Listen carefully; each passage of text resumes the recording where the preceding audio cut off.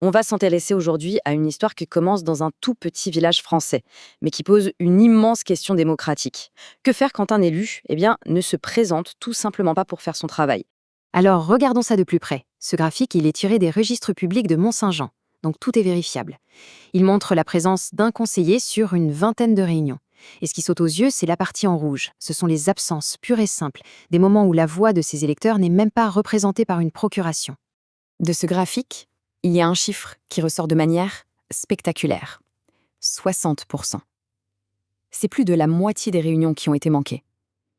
Un taux d'absentéisme qui interpelle forcément et qui pousse à se demander mais comment c'est possible? Concrètement, pour que ce soit bien clair, on parle de 12 absences sur 20 conseils municipaux. Et encore, si on creuse un peu, les données révèlent que cet élu n'était présent dès le début de la séance que 4 fois. Ça pose une vraie question sur son implication réelle dans les débats, bien sûr. Et donc, la question que tout le monde se pose, c'est et maintenant, on fait quoi? Est-ce qu'on peut révoquer un élu pour absentéisme? On aurait tendance à penser que oui, évidemment, mais la loi est beaucoup plus subtile que ça. Pour avoir la réponse, il faut se plonger dans le droit municipal. Et là, attention, ce qu'on y découvre est assez contre-intuitif. Ce qui est fascinant, c'est que la situation actuelle n'est pas du tout un vide juridique, un oubli. Au contraire, avant 1982, la règle était très simple. 3 absences non justifiées et un élu pouvait être démis de ses fonctions. Le changement qui a eu lieu en 82, c'était donc un choix politique, préconscient, qui a introduit une distinction capitale. Alors, quelle est cette distinction fondamentale que la loi a introduite? C'est une nuance, mais elle change tout. C'est la différence entre le droit de siéger, qui a été gagné par l'élection, et l'obligation d'accomplir certaines tâches bien précises. Et voilà, on est au cœur du problème. Pour la loi, être présent au conseil municipal, c'est un droit que l'élu a obtenu grâce à ses électeurs. Ce n'est pas une obligation qu'on peut lui imposer. Par contre, si la loi lui confie une mission bien spécifique, comme tenir un bureau de vote par exemple, et qu'il refuse de le faire, ah là c'est une autre histoire. Il peut être sanctionné.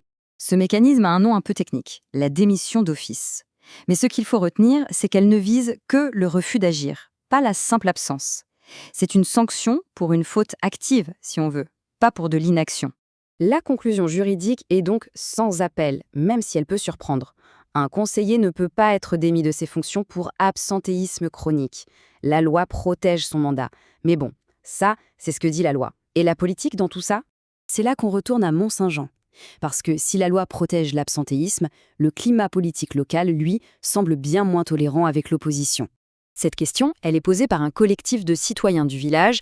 Elle résume parfaitement ce sentiment de deux poids, deux mesures.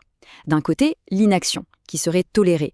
De l'autre, l'expression d'une opinion différente qui, elle, serait sanctionnée.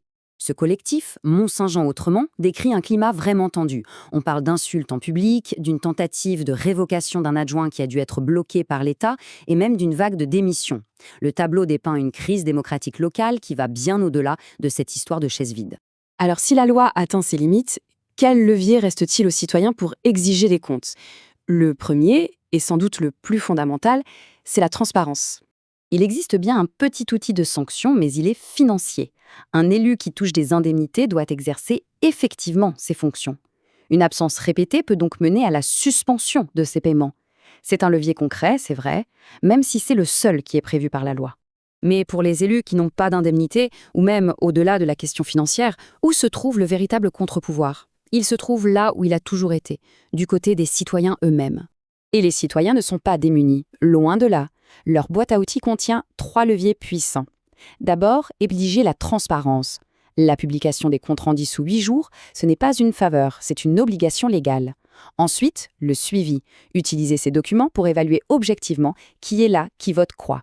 Et enfin, l'outil ultime en démocratie, le bulletin de vote. C'est lui le juge de paix. Finalement, cette histoire nous ramène à une question essentielle.